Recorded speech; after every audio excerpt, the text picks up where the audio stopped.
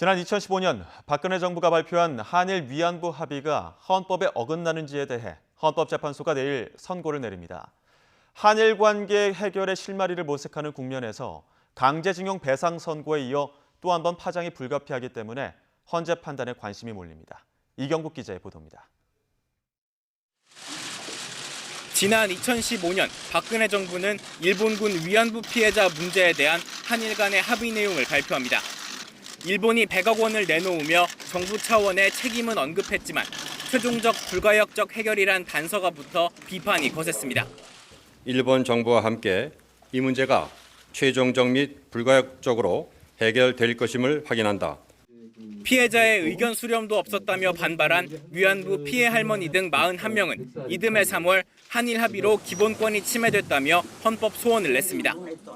3년 9개월간의 심리 끝에 헌법재판소가 내일 위안부 합의의 위헌 여부를 결정합니다. 쟁점은 크게 두 가지. 먼저 당시 합의를 공권력의 행사로 볼 수 있는지입니다. 헌법소원 심판은 공권력 행사 여부를 판단의 기본 요건으로 삼고 있습니다. 앞서 외교부는 지난해 6월 박근혜 정부 당시 합의에 절차와 내용상 많은 문제가 있었다는 점은 인정했습니다.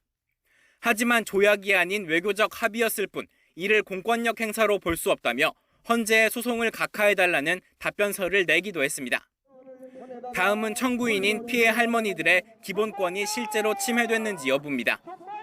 할머니들은 합의로 인해 배상 청구권이 막혔고 인간으로서의 존엄과 가치는 물론 합의 과정에서 배제돼 알 권리 역시 침해됐다고 주장합니다. 반면 외교부는 외교 당국 사이에 정치적 선언이었던 만큼 개별 배상 청구권 등 기본권은 직접 침해되지 않는다는 입장입니다.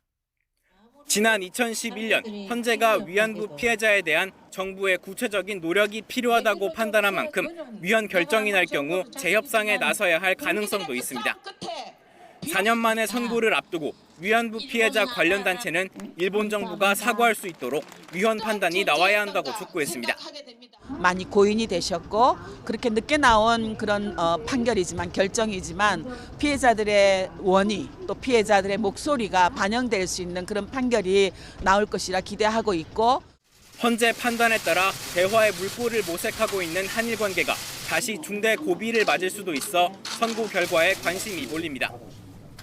YTN 이경국입니다.